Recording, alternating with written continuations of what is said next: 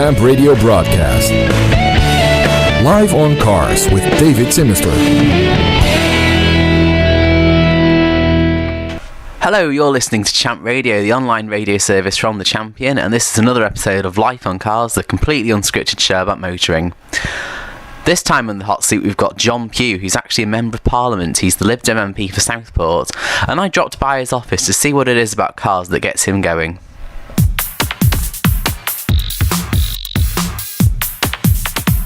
So, hi John, thanks very much for agreeing to come on the show. So you're the MP for Southport, but a lot of people probably won't know, but I know you're also into your cars, and particularly classic cars. I mean, what is it about them that interests you? Well, I kind of think there was a phase when British engineering was at its best, and maybe it's nostalgia for a younger life and that kind of thing, and when men on a Sunday or a Saturday used to spend most of their time staring in under the bonnets of their cars and bonding, and that whole culture unfortunately has died out because cars have obviously got more efficient, don't break down as much, don't create as much discussion, and also more anonymous as well, because whereas at one stage you could look out on the road and you could tell what a car was simply by its shape. Now you see cars designed by computers of all brands looking very, very similar. Quite frankly, I don't know the half names of the cars, but when my son was young, we could walk along the road, and even as a 5-year-old, he could pick out most of the cars and call them by the right name. What sort of cars is it that get you fired up? I've got a liking for old Vauxhalls. I know that's very unfashionable, but it happened. My first car was a Vauxhall Victor FB series with a wraparound windscreen and a gear change that was on the steering column. And I'm still on the lookout for a good model of that if I can find one. When I retire, I have the time to mess around with cars. And the idea of having something that's got a bench seat you don't have anymore, steering column gear change you don't have anymore, and a wraparound windscreen of a very distinctive American type, I'll go for that.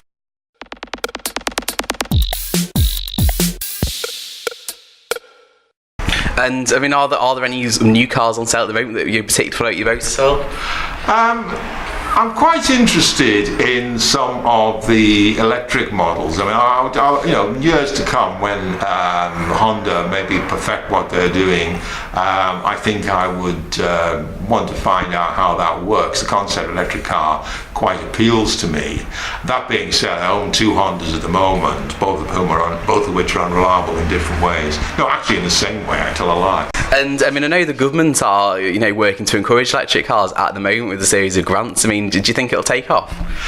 I think the big thing is battery life, isn't it? I mean, if people have to sort of start calculating where their battery is going to run down and where they can recharge next, then I think that they're going to back off the big purchase of electric car, going into electric cars. I mean, it was a big change for a lot of people to move from petrol to diesel.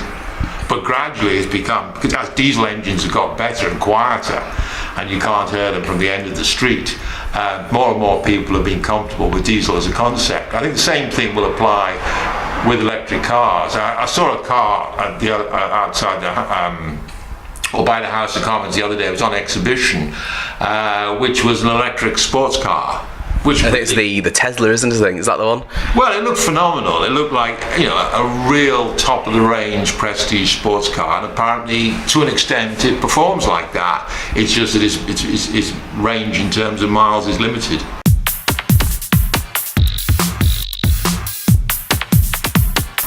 I mean, moving away from electricity back to sort of the internal combustion engine, I know that the coalition government in the last budget were trying to take measures to lower the cost of petrol, which I know is a bit of a bugbear with a lot of motorists at the moment. I mean, I walked in here before and I know the petrol station around the corner from this office is still charging $1.35 a litre for petrol. I mean, what's happening with that at the moment? Well, they are trying to mitigate it, and of course the biggest mitigation anybody can make is buy a smaller, more fuel-conscious vehicle. I don't help myself because the car I drive around most of the moment is a Honda Legend, which is a very nice old car, a very, very comfortable ride and very expensive to use. Consequently, I don't use it much. So I think maybe the solution for all of us is to accept the fact that there will always be high-priced petrol until fundamentally somebody discovers a whole pile of oil wells we don't currently know about, and I doubt such things exist. The fundamental solution for most people is to use cars less, and if they really are bothered by the expense, then they just they need to look at smaller cars as the viable option.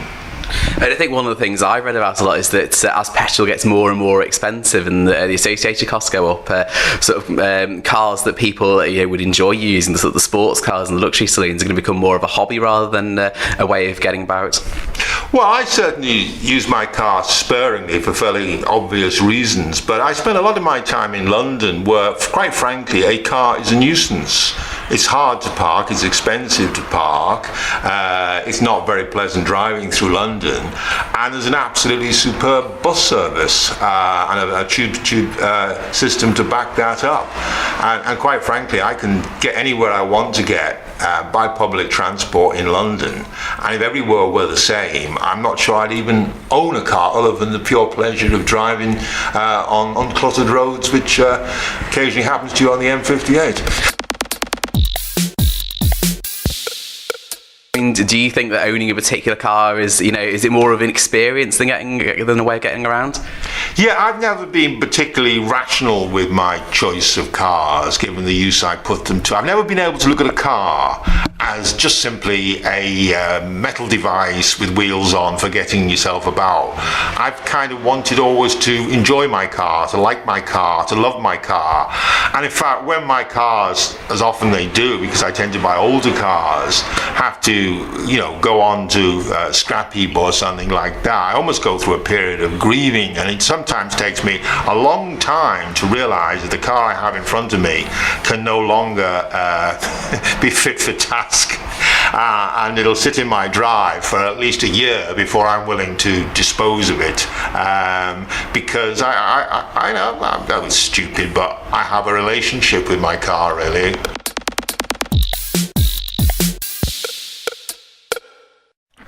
And that was John Pugh, MP for Southport, speaking to me on the Life on Cars radio show.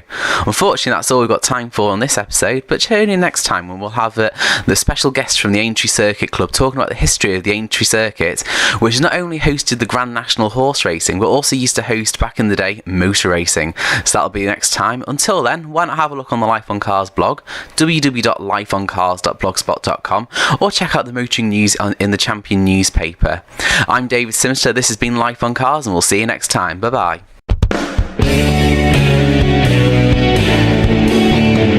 Jam Radio broadcast.